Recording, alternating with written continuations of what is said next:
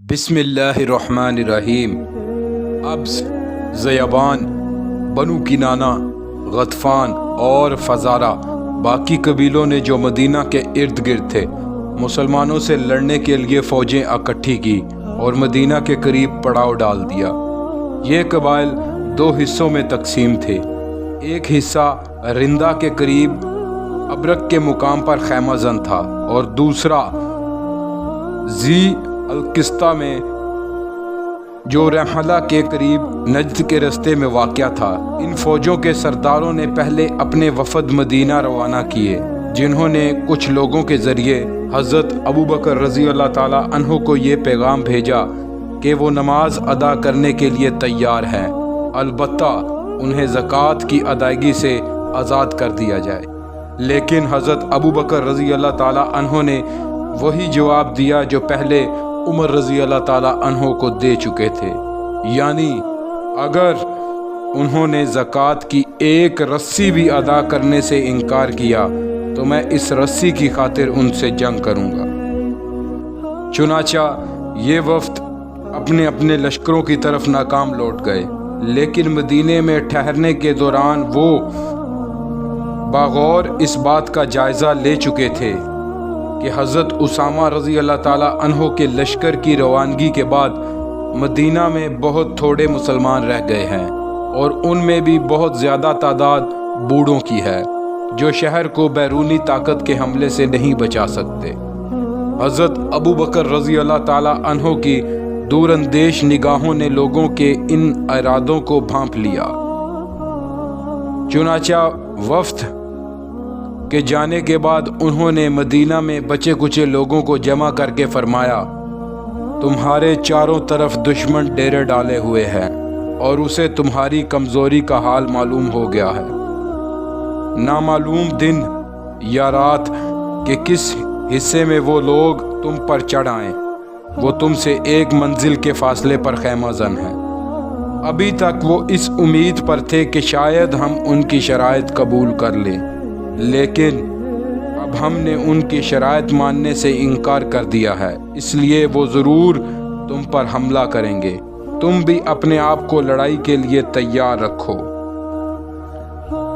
इसके बाद आप रज़ी अल्लाह ताला अन्हो ने हज़रत अली, हज़रत ज़ुबैर, हज़रत तलहा और हज़रत अब्दुल्ला बिन मसूद रज़ी अल्लाह अन्हुमा को बुलाया और उन्हें एक एक दस्ता देकर मदीने के बैरूनी रास्तों पर मुकर्रर फरमाया।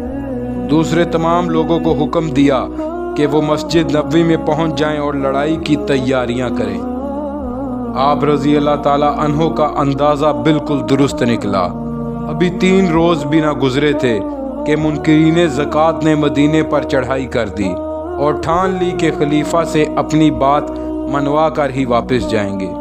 मदीना के इर्द गिर्द फैले हुए जासूसों ने उनके इरादों की खबर हज़रत अली रज़ी अल्लाह ताला अन्हो, हज़रत ज़ुबैर रज़ी अल्लाह ताला अन्हो, हज़रत इब्न मसूद रज़ी अल्लाह ताला अन्हो और दूसरे लोगों को दी। उन्होंने हज़रत अबू बकर रज़ी अल्लाह ताला अन्हो के पास खबर भेजी। हज़रत अबू बकर रज़ी अल्लाह ताला अन्हो ने उन्हें हदायत दी कि अपनी अपनी जगह पर डटे रहें और शहर के तमाम नाकों की हिफाजत करें और ख़ुद ऊँट पर सवार होकर मस्जिद नबवी में तशरीफ़ लाए। तमाम मुसलमानों को जो वहाँ जमा थे उन्हें साथ लेकर इन लोगों के मुकाबले के लिए निकल खड़े हुए जो बेखबरी में मुसलमानों पर रात के वक्त हमला करना चाहते थे। उन कबाइल के वहमो गमान में भी ये बात न थी कि मुसलमानों में से कोई उनके मुकाबले में आएगा, क्योंकि उन्हें अपने वफ़द के ज़रिए अहले मदीना की कमज़ोरी का इल्म हो गया था। लेकिन जब इनकी उम्मीदों के ख़िलाफ़ हज़रत अबू बकर रज़ी अल्लाह ताला अन्हो ने उन पर हमला किया तो उनकी बुखलाहट की कोई हद न रही और वो पीठ फेर कर भागे। मुसलमानों ने मुकाम जी हस तक उनका ताक़ुब किया। ये कबाइल अपने साथ बड़े बड़े बहादुरों को नहीं लाए थे, क्योंकि उनका ख़याल था कि मदीना में उनका मुकाबला करने के लिए कोई ताकत मौजूद ही नहीं है। लेकिन जब वो कबाइल शिकस्त खा कर भागे और मुसलमानों ने उनका ताक़ुब किया तो वो बहादुर जिन्हें पीछे छोड़ दिया गया था موقع کی نزاکت کو بھانپ کر مسلمانوں کے مقابلے میں آ گئے اور لڑائی شروع ہو گئی۔ رات بھر لڑائی ہوتی رہی لیکن کسی فریق کے حق میں فیصلہ نہ ہو سکا۔ آخر منکرین زکوٰۃ نے کمند پھینک کر مسلمانوں کے اونٹ کی گردنوں کو پھنسانا شروع کر دیا تاکہ مسلمانوں کو گرفتار کیا جائے۔ یہ اونٹ جنگی نہ تھے، وہ اس چال کو سمجھ نہ سکے۔ انہوں نے خوفزدہ ہو کر مدینہ کی طرف بھاگنا شروع کر دیا اور اپنے سواروں کو لیے شہر میں داخل ہو گئے۔ قبیلہ ابس زیابان اور ان کی مددگار مسلمانوں کے بھاگ جانے پر بہت خوش ہوئے اور اسے اپنی فتح اور مسلمانوں کی شکست خیال کرتے ہوئے ذی القسطہ میں خیمہ زن ہو گئے اور اپنے ساتھیوں کو ان واقعات کی اطلاع دی۔ ذی القسطہ والے بھی ان کے پاس آ گئے اور آپس میں صلح مشورہ کرنے لگے۔ آخر فیصلہ ہوا کہ جب تک مسلمانوں کو ناکو چنے نہ چبوا لیں گے اور اپنی شرائط نہ منوا لیں گے واپس نہیں لوٹیں گے۔ ادھر حضرت ابو بکر رضی اللہ تعالی عنہ اور تمام مسلمانوں نے اس رات پلک تک نہ جھپکی بلکہ دشمن سے لڑائی کی تیاریوں میں مصروف رہے۔ رات کے آخری تہائی حصے میں وہ دوبارہ دشمن کی جانب روانہ ہوئے۔ پہلے کی طرح اب بھی انہوں نے پوری طرح احتیاط برتی کہ دشمن کو کانوں کان ان کے آنے کی خبر نہ ہوئی۔ صبح کا اجالا پھیلا تو منکرین زکوٰۃ اور مسلمان ایک ہی میدان میں جمع تھے، لیکن فرق یہ تھا کہ مسلمان لڑائی کے لیے پوری طرح تیار تھے اور دشمن بڑے اطمینان سے گہری نیند کے مزے لوٹ رہا تھا۔ مسلمانوں کے لیے اس سے بہتر موقع اور کون سا ہو سکتا تھا۔ انہوں نے بے دھڑک اپنی تلواریں دشمنوں کے سینے پر اتارنا شروع کر دیں۔ وہ لوگ اس اچانک حملے سے ہڑبڑا اٹھے اور نیند کے عالم میں ہی لڑنا شروع کر دیا۔ حضرت ابو بکر رضی اللہ تعالی عنہ اور ان کے ساتھیوں نے تلوار کے خوب ہی جوہر دکھائے اور ابھی سورج نے اپنا سر ابارا ہی تھا کہ دشمن کا لشکر نہایت بے ترتیبی کے عالم میں بھاگ کھڑا ہوا۔ حضرت ابو بکر رضی اللہ تعالی عنہ نے ذی القسطہ تک ان کا تعقب کیا۔ آخر جب یہ اندازہ لگا لیا کہ اب وہ واپس آنے کی جرت نہیں کریں گے تو آپ رضی اللہ تعالیٰ عنہ اپنے ساتھیوں کے ساتھ اس جگہ آ گئے جہاں جنگ لڑی گئی تھی۔ آپ رضی اللہ تعالیٰ عنہ نے مسلمانوں کی تھوڑی سی تعداد کو وہاں چھوڑا اور خود واپس مدینہ تشریف لے آئے۔ اس جنگ میں مسلمانوں کی فتح نے اسلام پر بہت گہرا اثر ڈالا۔ ادھر حضرت اسامہ بن زید رضی اللہ تعالیٰ عنہ کامیاب و کامران واپس لوٹے۔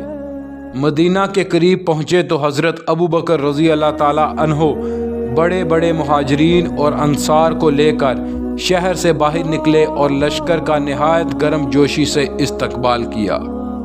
اس وقت تمام مسلمانوں کے چہرے خوشی سے تمتما رہے تھے۔ مدینہ میں داخل ہوتے ہی سب نے مسجد نبوی میں نماز شکرانہ ادا کی۔ کہا جاتا ہے کہ حضرت اسامہ رضی اللہ تعالی عنہ کا لشکر تقریباً 40 روز بعد واپس آیا تھا۔ باغی اور مرتد قبیلوں نے جب اس لشکر کی روانگی اور پھر فتح کی خبر سنی تو کہنے لگے، اس لشکر کو بھیجنے کا تو صاف مطلب یہ ہے کہ مسلمان زبردست طاقت کے مالک ہیں۔ اگر ان کے پاس قوت نہ ہوتی تو ہرگز ایسے موقع پر لشکر نہ بھیجتے جب سارا عرب ان کے خلاف ہو چکا ہے۔ ذی القسطہ میں مسلمانوں کی فتح کے بعد قبائل کے جو لوگ بدستور اسلام پر قائم تھے جلدی جلدی زکوٰۃ کی ادائیگی کے لیے آنے لگے۔ اہل مدینہ نے ان کا پرجوش خیر مقدم کیا۔ اس وقت کے حالات کے بارے میں حضرت عبداللہ بن مسعود رضی اللہ تعالیٰ عنہ فرماتے ہیں، رسول اللہ صلی اللہ علیہ وآلہ وسلم کی وفات کے بعد ہم اس مقام پر کھڑے تھے کہ اگر اللہ تعالیٰ حضرت ابو بکر رضی اللہ تعالیٰ عنہ کے ذریعے ہماری مدد نہ فرماتا تو ہماری ہلاکت یقینی تھی۔ ہم سب مسلمانوں کا یہ خیال تھا کہ ہم زکوٰۃ کے اونٹوں کی خاطر دوسروں سے جنگ نہ کریں اور اللہ کی عبادت میں مصروف ہو جائیں یہاں تک کہ ہمیں مکمل غلبہ حاصل ہو جائے۔ لیکن حضرت ابو بکر رضی اللہ تعالیٰ عنہ نے منکرین زکوٰۃ سے لڑنے کا عزم کر لیا۔ انہوں نے منکرین زکوٰۃ کی شرط ماننے سے صاف انکار کر دیا۔ اللہ پاک پڑھنا اور سننا قبول فرمائے۔